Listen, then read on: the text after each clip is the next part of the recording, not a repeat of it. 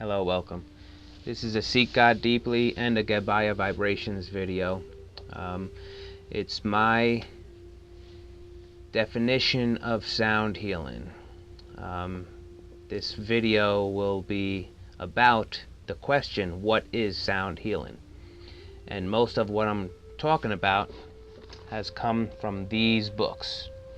The Mysticism of Sound and Music by Hazrat Inayat.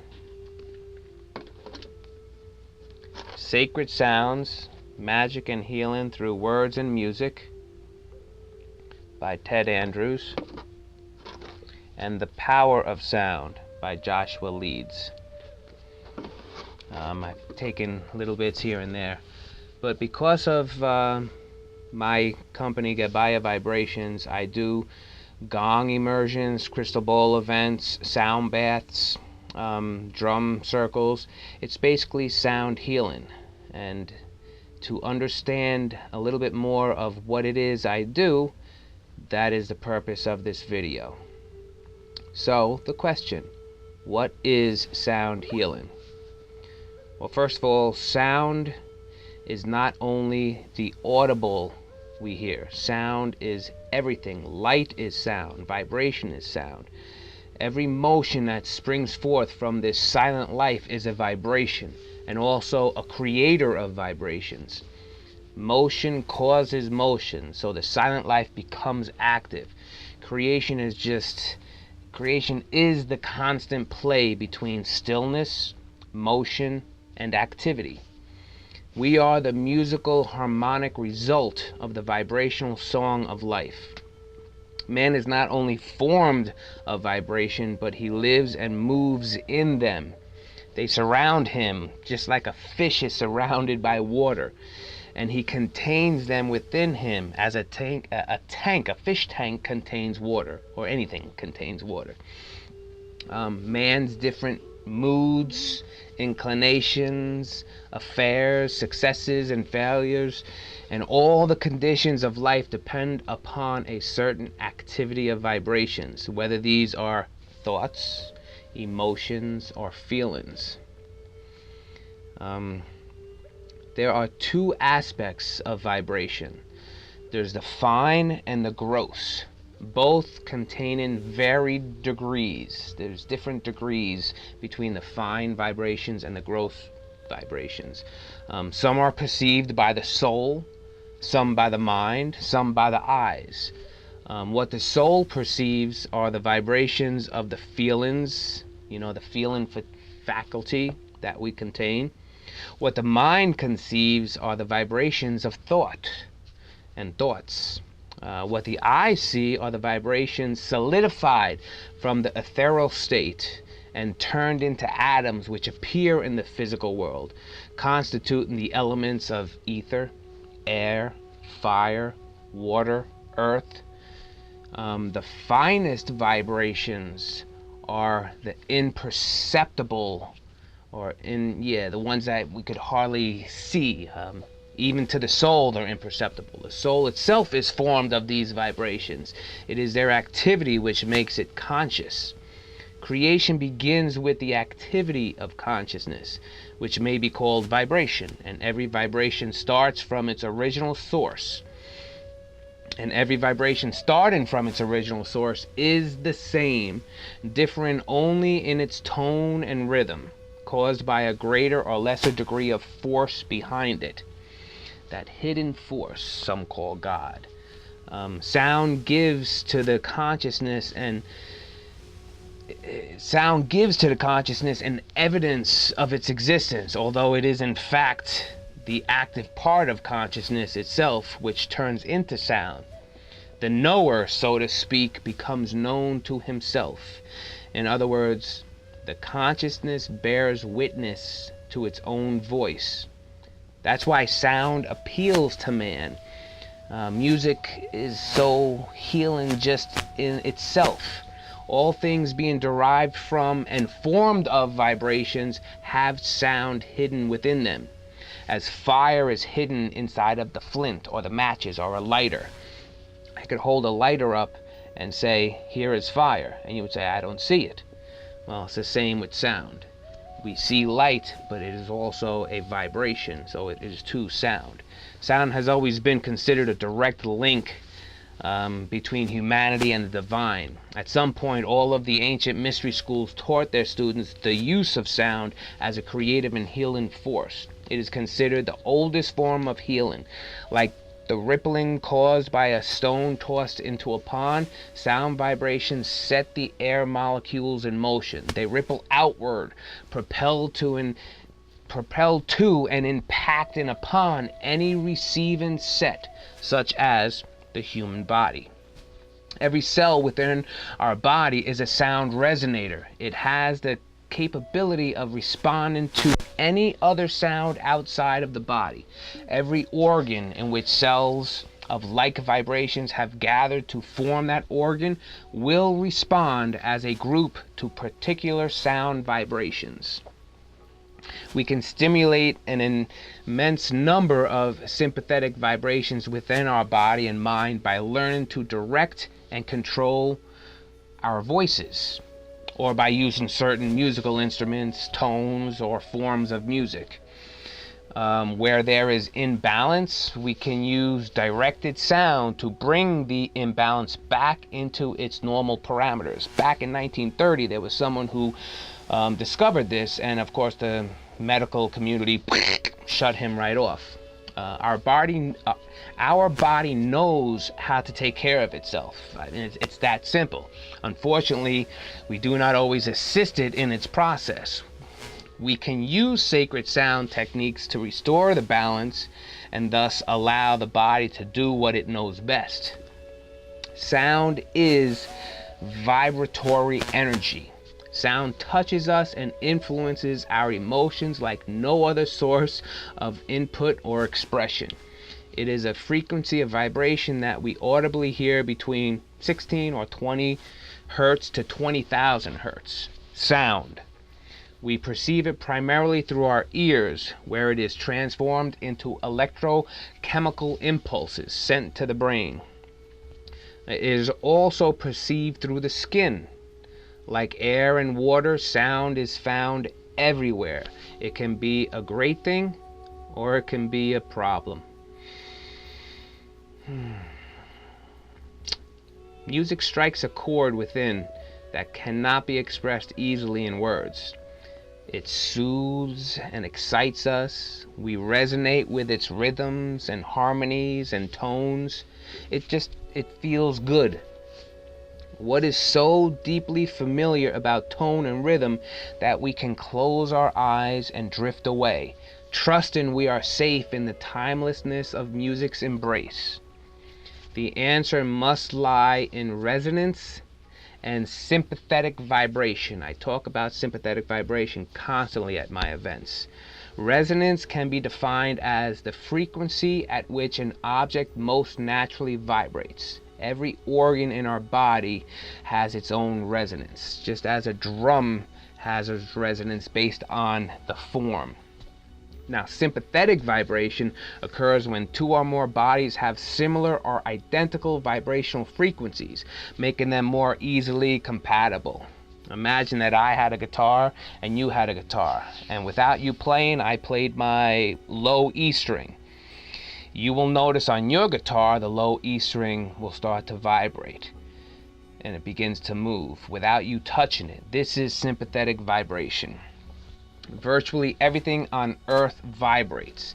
The planet itself vibrates. All matter consists of atomic material, molecules, atoms, electrons, protons, neutrons, the subatomic particles. Each atom consists of a nucleus surrounded by electrons revolving at the speed of 600 miles per second. It's almost like a miniature solar system. It is an acceptable construct of physics, too, that motion creates frequency and frequency creates sound, whether we hear it or not. Everything has a sound, a vibration all its own. The speed of an electron is so fast that it creates a tone outside of our human hearing range. But no matter what, the sound is there. It is said that we are the microcosm of the universe. We have all the energies to some degree within us. In our physical or subtle bodies, we have all of the inherent energy vibrations of the universe. This vibration can be both physical and non-physical, involving tangible and intangible energies. Most humans find it easiest to perceive the physical nature of vibrations, hearing and feeling. It is definable and more tangible, such as pulsations in the air from the sound or from other sources. It's that simple. Vibrations that are not recognizably physical still affect us and can be sensed and felt if the intuitive and physical perceptions are heightened. The transmission of a resonant vibration requires three things. First, there must be an original vibrating energy source. This can be thought, which is a vibration. Sound, which we know is a vibration and we can physically hear it. Colors are a vibration. They are a sound, but we see it. Musical instruments create sounds. Our voices, one of the most, and not even just singing, just speaking is a vibration. Almost anything can set in motion the energy between two destinations. The second thing, there must be a transmitted medium. With few exceptions, almost anything is a good medium for transmitting sound vibrations. For humans, the air is the most common carrier for sound.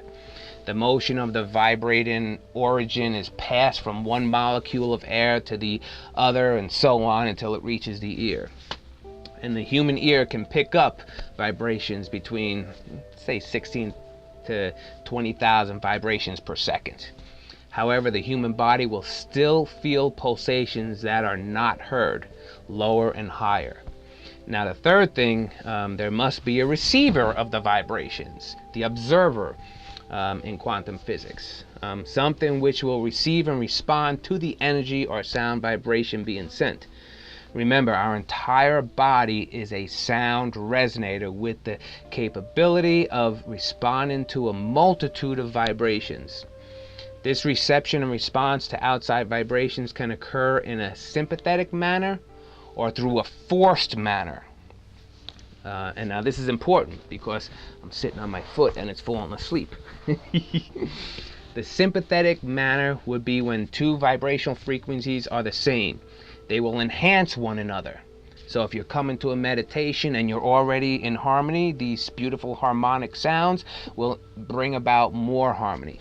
Now, a forced manner or forced resonance occurs when two energy systems have different frequencies and the stronger vibration is transmitted over to the other by force. This, again, has both positive and negative aspects to it. When you are around someone with a vibrational rate similar to your own, you feel comfortable and familiar.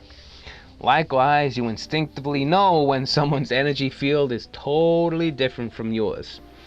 And continued exposure over a long or even sometimes a short period of time can cause you to simply fall out of tune, out of harmony with your own body's inherent wisdom state. Just like secondhand tobacco smoke, it's been proven to be harmful, secondhand tobacco smoke. Well, what about secondhand sound?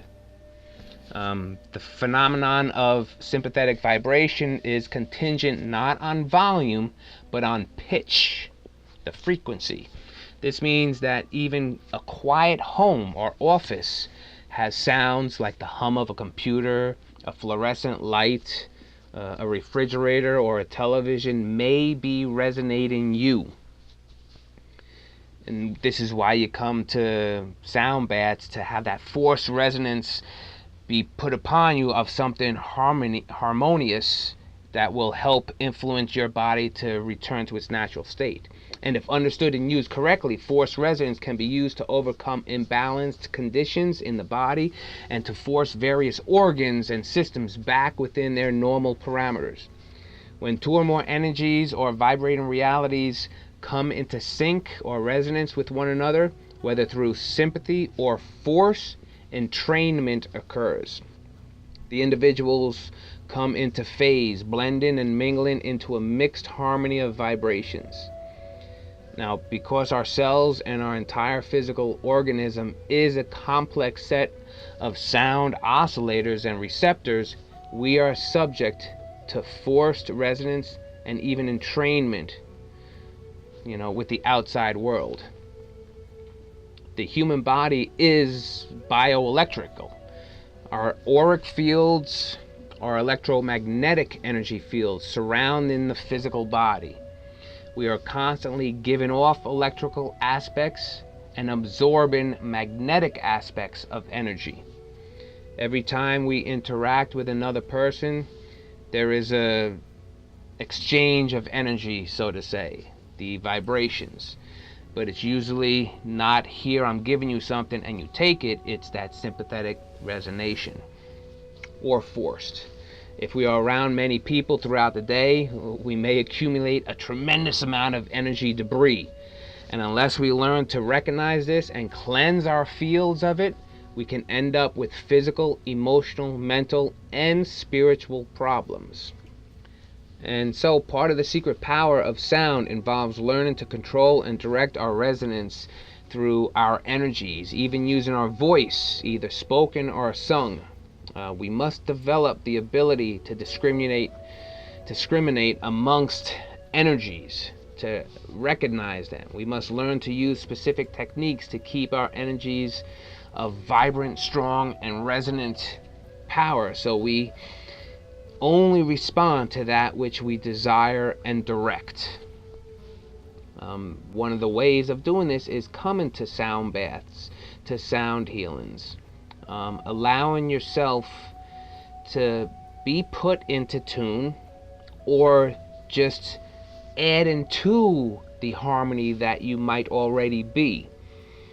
If you have your own instruments, approaching them in a healing manner, playing your crystal bowls or your gongs in a manner where you know that you're just not swinging the mallet and hitting the gong or twirling the wand around the crystal bowl, but you are actually creating a vibration that will interact with your body. And if you're feeling out of balance, opening yourself up. I mean, this is where consciously you need to, if you've ever gone to meditations and they say to be open, open yourself up. Basically, it means if you are feeling out of balance and you want this sound healing to work, you must be open to allowing the forced resonance to be applied to you, and